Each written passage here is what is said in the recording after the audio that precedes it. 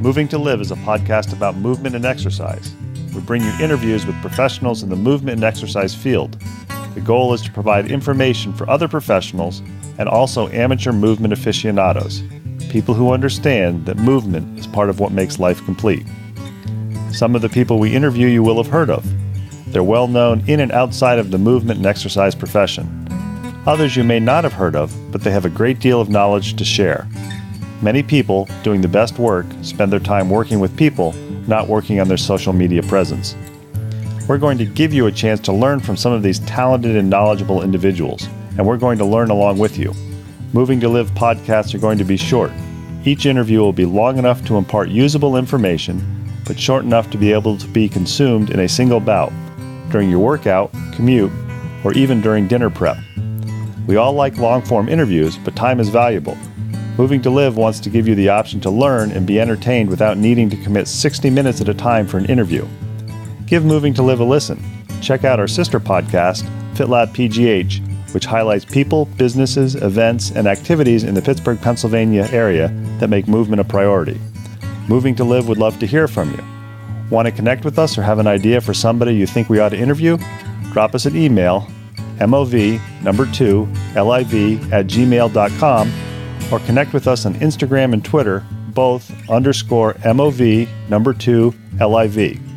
We're excited to bring you these interviews, and we think you'll enjoy each and every one that we bring you.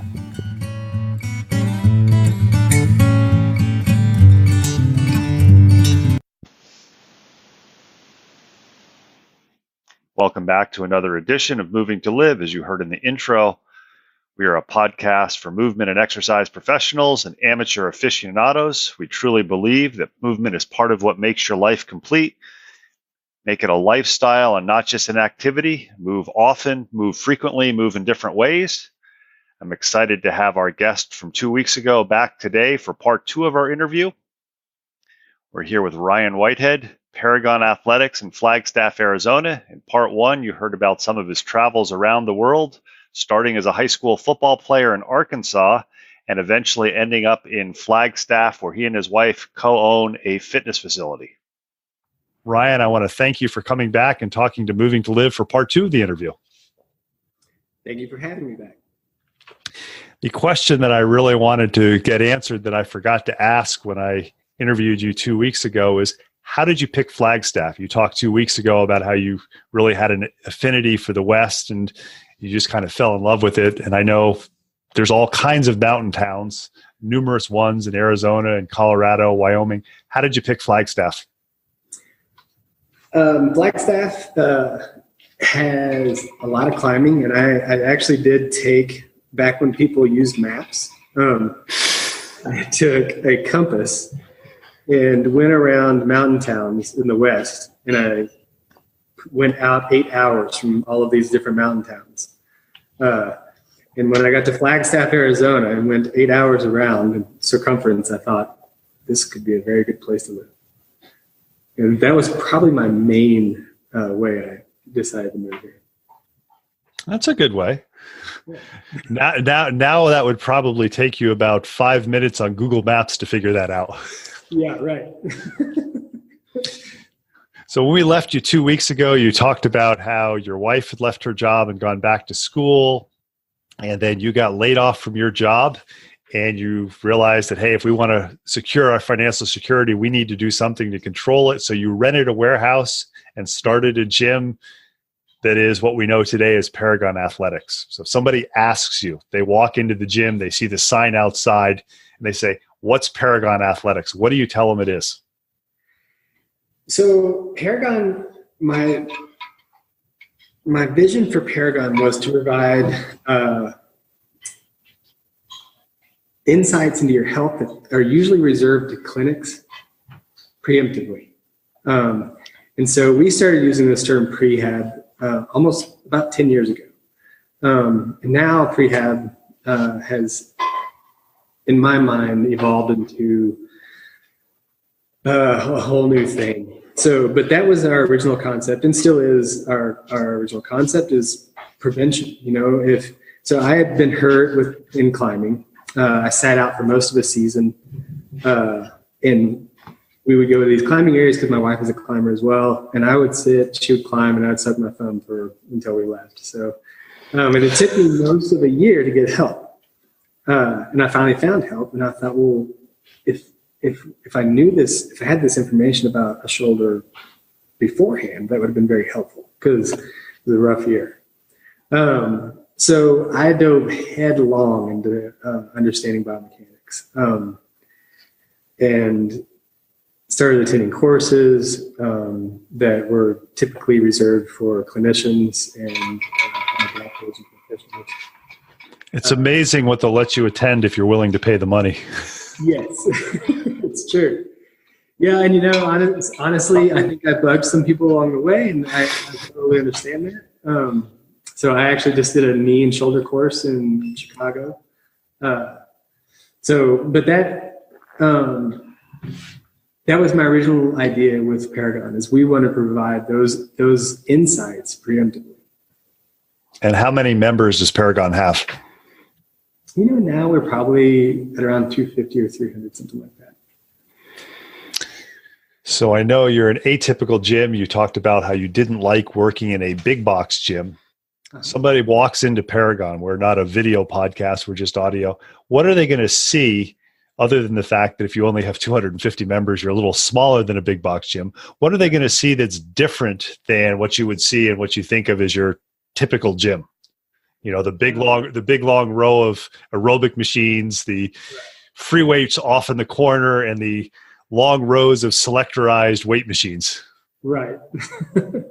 Yeah. A lot of times people, when they come in here, you can see the dismay.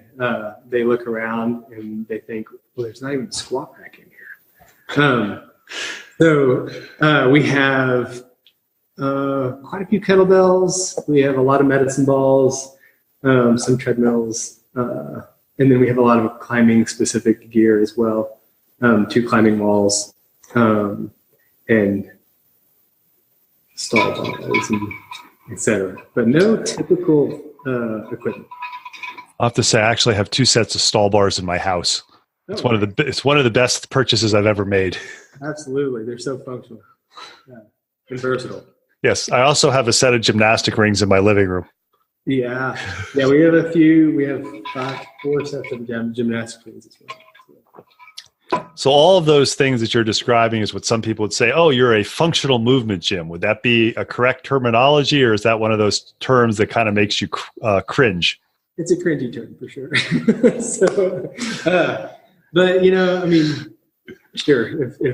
If someone wanted to apply that title, that'd be fine with that. So. We typically do programming. We get folks from the local school here, NAU. So we get interns from some of their programs that will come work with us, and we have to deprogram them for the 2 months they're here. We just are like, try to unlearn what you just learned. So not everything you just learned, but just realize that it's a lot more plastic than we give it credit for. I know I remember being at a endurance conference quite a few years ago, and people were getting up there and putting graphs up and showing how they did undulating periodization and different types of periodization. And a very well-known cycling coach who actually had the gold medalist in one of the events a few Olympics back, I was talking to him at the break, and I said, what do you do? And he said, well, basically, if I want my cyclists to improve dramatically, over time, I double their mileage. And I find that works pretty well before I start worrying about other things. So I think that's the plasticity that you're referring to. Right. So who is the typical client then of Paragon Athletics? I mean, I know some people are going to walk in, and as you said, there's like, well, if there's not a squat rack, and other people, I would imagine if they're climbers or other types of outdoor athletes, are going to walk in and say, oh, I feel right at home. Who's your main type of clientele that you try to market towards or you try to attract? We have such a spectrum of folks here. It's pretty interesting because we do have quite a few elite athletes that we work with. So you can come into one of our classes and be working beside reading like professional athletes. And then there might be two little grandmothers working right beside them, doing something that looks a little similar to what they're doing, but it's just a little modified to meet them where they are. So it's a pretty big spectrum of folks. And out of curiosity, I'm assuming when you say professional athletes, you're not referring to for the most part, people of the big four sports: football, basketball, baseball, hockey, or am I incorrect in that? No, we have quite a few endurance athletes that come here, and some climbers that are on that same level as well, and cyclists too. So we typically work with a lot of outdoor sport folks, which makes sense for our area. And do they find you by word of mouth? Do they find you from advertising you do? Or how does the typical person find Paragon Athletics? No, it's all been word of mouth, just like you found us. We are very good at what we do, we'd like to think, but business is not our long suit. we have over the last 9 years, we've gotten a lot better at it. But I think we have succeeded just because we really try hard to take care of folks. And I know one of the things that from looking at the pictures on Instagram and on the webpage, probably do better of attracting people of that endurance realm or that outdoor realm than somebody who is maybe like you umpteen years ago training for high school football, who walk in and say, wait, there's no bench, there's no weight stack. Right. And yeah. how do the like the grandmothers that you described doing the workouts next to the endurance athletes, how do they find you? Because very often they are channeled, and I'm probably overly classifying, but they're channeled either by their physical therapist when they finish after a hip replacement, or they're channeled by their physician to more of a big box or maybe even a fitness facility that's associated with a hospital. I know quite a few years ago, I was in Flagstaff and I had knee surgery like 10 days before, and I found a fitness facility that was associated with a hospital so I could continue my rehab. So how do the people who are the atypical gym members find you? Right. So we have built a very good relationship with some of the orthos here in town, and with the medical community here in town. And thankfully we've earned their trust with people. And a lot of the folks that I work with now, and I only do one class a week now, and I do one-on-ones primarily. And those folks are a lot of times people that are working through musculoskeletal problems. I think most of that trickle down comes from those encounters, and rather than like our culture. So they, like this person came here, got help with their back pain, and then went to, their little friend and were like, yeah, this place really helped me. And they end up coming here together in a class. So you started it on some student loans and you rented a warehouse. People often wonder, that's a big leap for going from having a job to being a business owner. How does one do that? I mean, you find the space, which sometimes is the easiest thing you do. Sometimes it's the hardest thing, depending on real estate. What's the next step that you did then? I mean, you had this vision or idea, but is what you envisioned what it is today, or has it morphed incredibly? The main concept hasn't morphed incredibly. My knowledge base is much greater than it was 8 or 10 years ago. Even though at that time, in most settings, I would have sounded very knowledgeable, and probably still would, even with just that amount of knowledge now. But because I have obsessed about knowing what I'm talking about, my knowledge base is probably the thing that's changed primarily. So a few years ago, about 4 or 5 years ago, we started looking at pain science. And that was really some of the stuff that changed how we look at what we do and how we think it should look.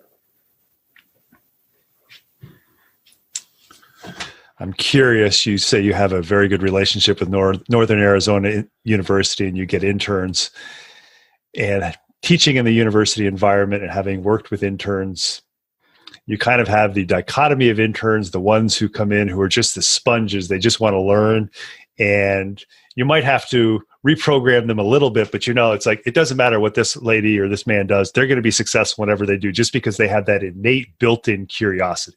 They just want to learn. It's like, wait, I want to talk to Ryan, or I want to talk to this person. And then you have the other side, or the person who comes in and is like, well, this is what I learned in class, and this is the only way of doing it. We talked a little bit about this before we started recording. Yeah. Eventually, you have to hire people. And I see from your website, you have a few employees. When you hired your first person, what were you looking for? Or when you hire somebody, say six months down the line, you're looking to hire somebody, what are the things or the qualifications? Because some of the people listening to this are students or young professionals are going, I want to change my job, or like you, I want to end up in a mountain town and I realize I need to have a job to support my climbing habit. Right. Our first employee, Laurel, she was an athlete, but she had no background as a trainer. And so she was kind of a blank slate in most regards, except for the fact that she was a pretty gifted athlete. So she and my wife ran across the Grand Canyon yesterday, and one parked the car at the north rim and one parked the car at the south rim, and they crossed paths at the bottom and traded cars. But Laurel got back to the house. She was checking to see if Betsy was home yet, and her text message came home, or went through about an hour and a half earlier than Betsy was.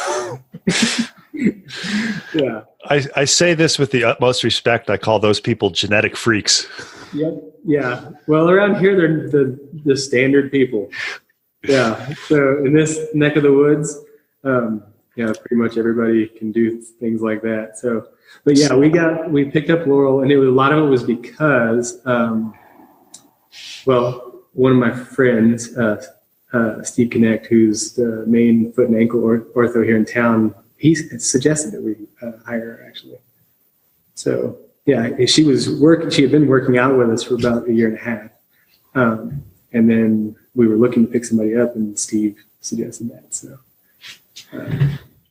I'm curious, as somebody involved in education and who sees a lot of students and is fairly involved in the profession, do you ever have interns who come in and just from their attitude, man, this is going to be a problem intern, or this is somebody who's going to struggle in this field because they're so dogmatic, this is the way of doing it? We've probably had one person that we had a hard time convincing, like there were other ways to come about health, and training. But by the end of the semester, she'd kind of come around. But I understand people's skepticism when there's something very novel. I understand scrutiny like that, and I think it's valuable. I think we should all have some of that. So, but we haven't had any standout problems with any of our interns. No. We're talking with Ryan Whitehead. He's the owner of Paragon Athletics in Flagstaff. You mentioned that you don't have a squat rack. You mentioned that you are different than the big box gyms. So somebody may look at it. You've described your clientele as really broad-based, from elite athletes to the older lady who just wants to move again, probably so she can shovel all the snow you're going to get. Yeah. But my question is, if somebody asks you, I'm going to join your gym, my physician has recommended it, or my friend has said, man, you guys really helped me out. What are they going to do there? How is it going to differ from going to the typical gym where they work with a personal trainer? Let's just take, I know you do classes and you do privates. Let's talk about privates first. How is somebody's workout with you going to differ from joining a typical facility, without naming names?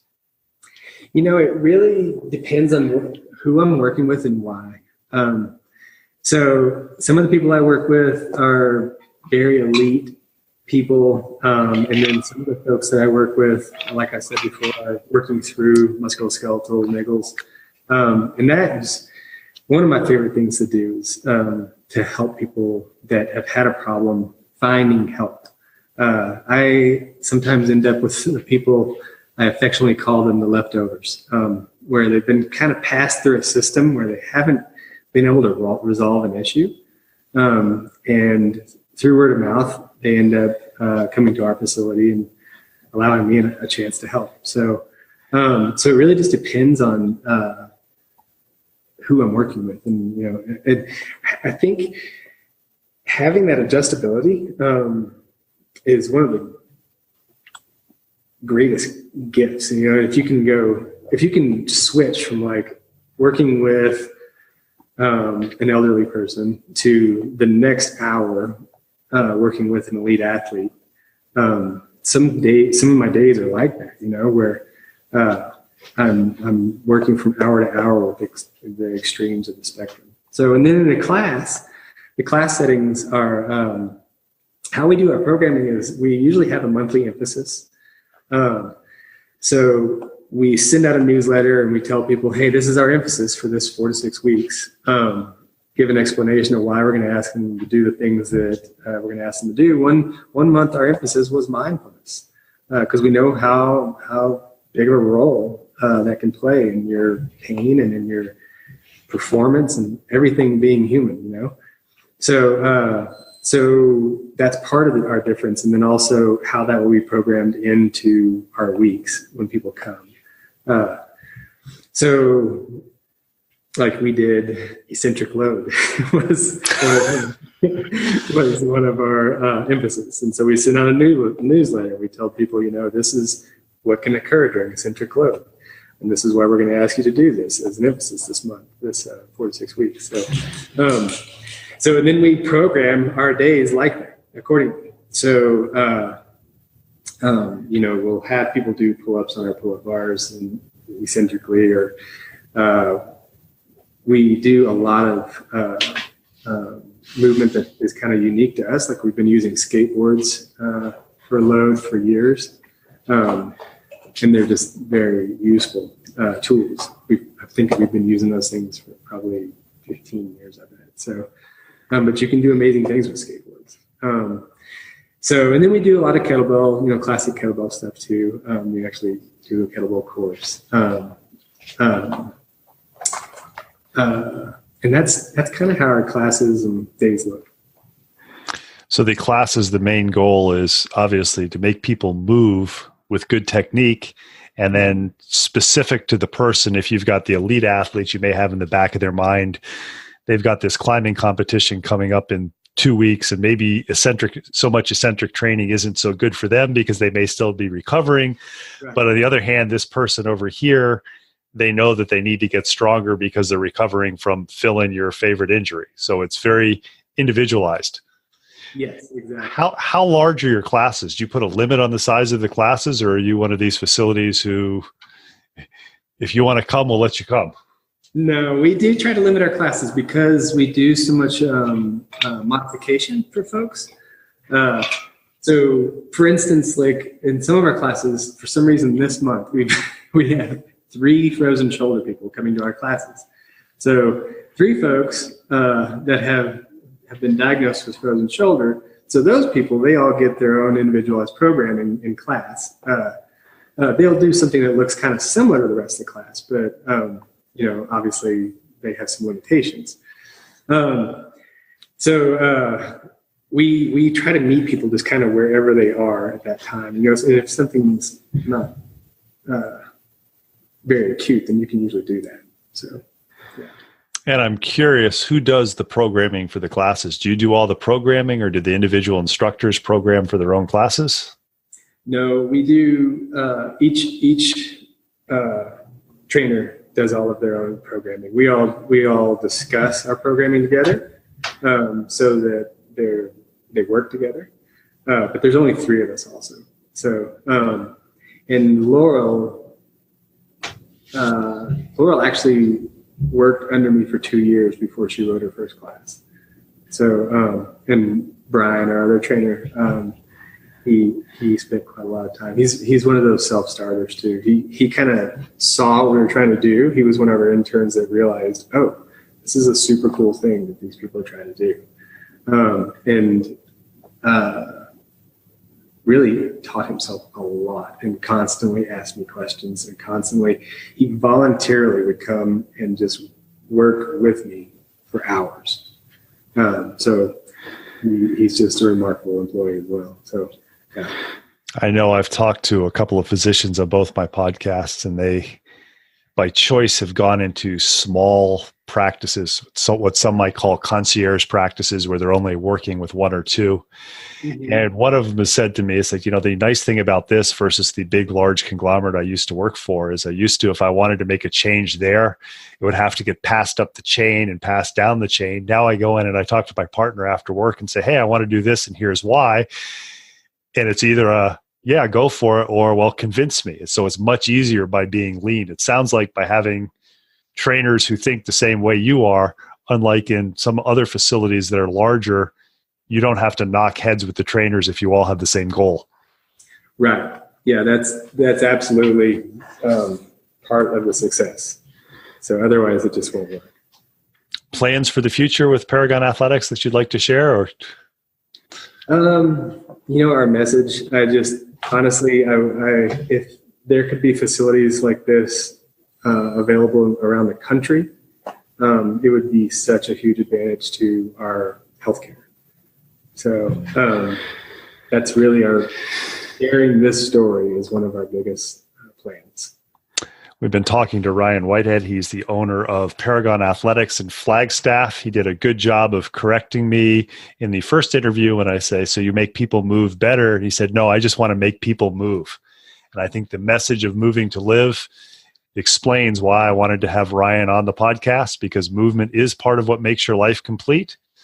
Give it a listen, pull up the website, pull up their Instagram. Ryan, I want to thank you for talking to Moving to Live. I agree with you wholeheartedly that smaller facilities that are doing things differently and individualizing it are the wave of the future. So thank you for taking time for talking to us. Absolutely. Thank you for having me.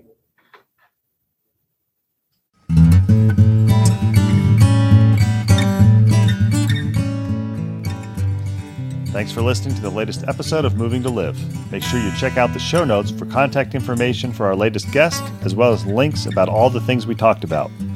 Intro and exit music is Traveling Light by Jason Shaw.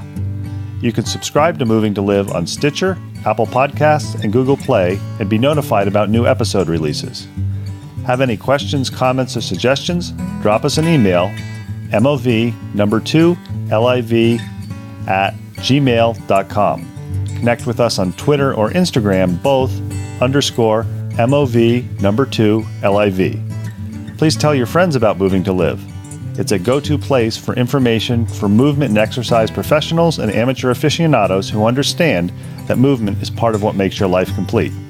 Until next week, keep on moving.